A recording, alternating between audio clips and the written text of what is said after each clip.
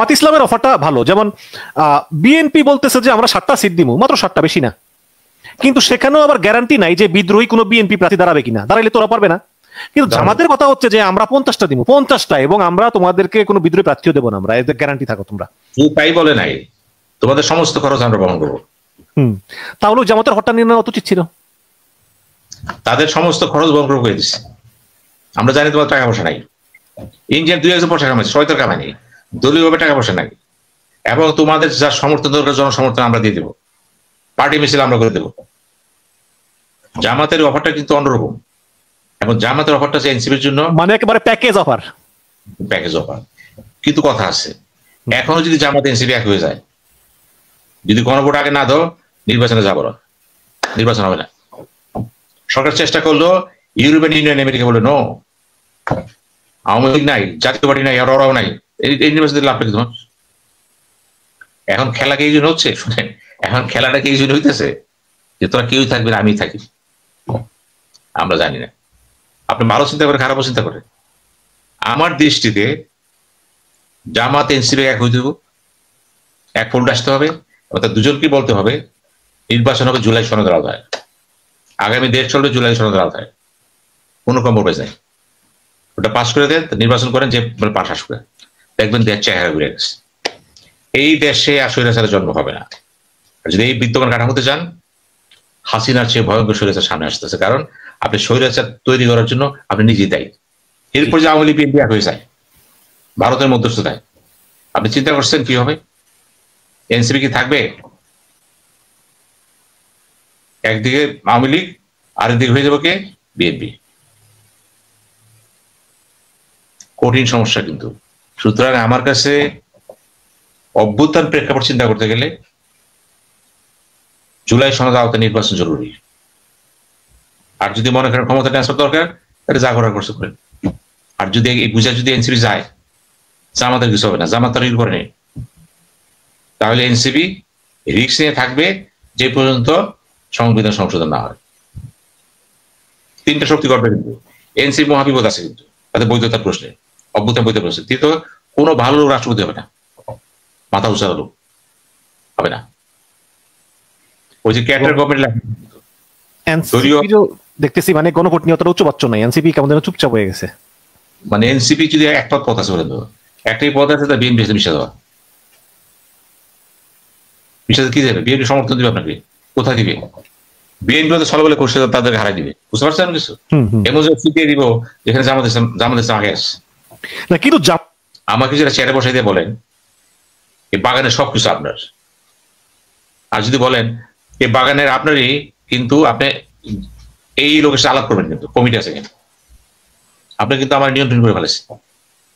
মারাত্মক জিনিস তো, প্রধানমন্ত্রী কতবার থাকবেন? ওটা পাশেই হইলো না। আমি 3বার থাকবো, তোমার কি এসে যায়? আমি দলের চেয়ারম্যান থাকবো, তোমার কি এসে যায়? আমি সংসদে আমার দল চাইছে, তুমি কি জবাব আছে কোনো? এই অবস্থাতে যাবেন কেন? এনসিপির একটা আছে বলে দিলাম, হ্যাঁ, একটি গার্ড।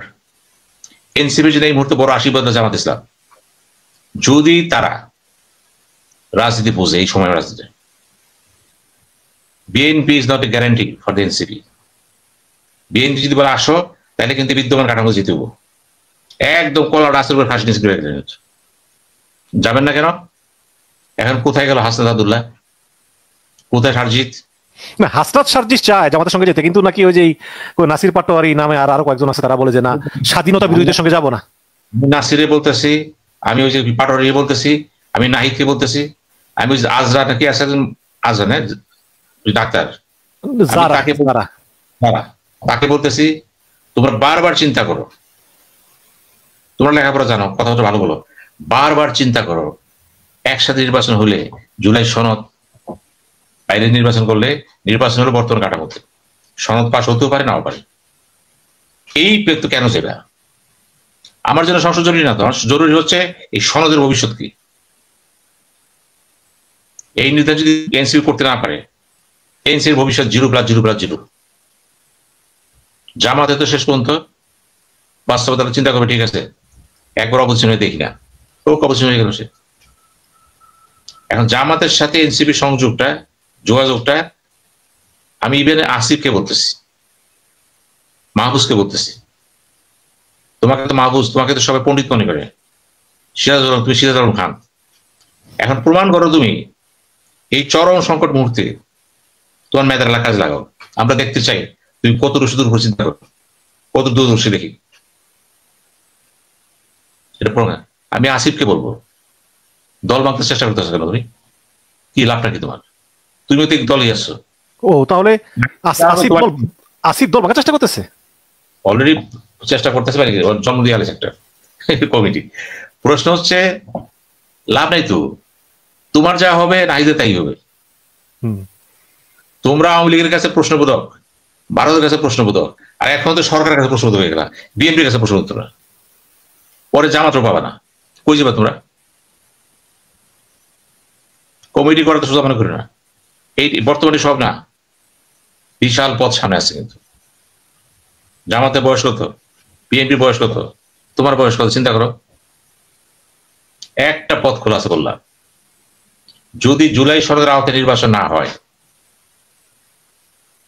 তাহলে জাতির সামনে একমাত্র পথ আছে মহাস্বৈরাচারে জন্ম দেওয়া। এই যে দায়ী কে হবে? এই আওয়ামী লীগ দায়ী হবে কে? এনসিপি, জামাত ইসলাম। বিএনপি তো বেনিফিশিয়ারি, সে তো কিছু আসে যায় না। সে মনে করে একবার ক্ষমতা সে প্রপার বুঝিব, একবার ক্ষমতা চিন্তা করবে আরেকবার থাকতে হবে আমাকে, সে থাকবে দল তো বাইরে বের হলে সে আরেকবার যাবে। আর আমাদের দেশ তো দেশ, একবার ক্ষমতা গেলে সতর্ক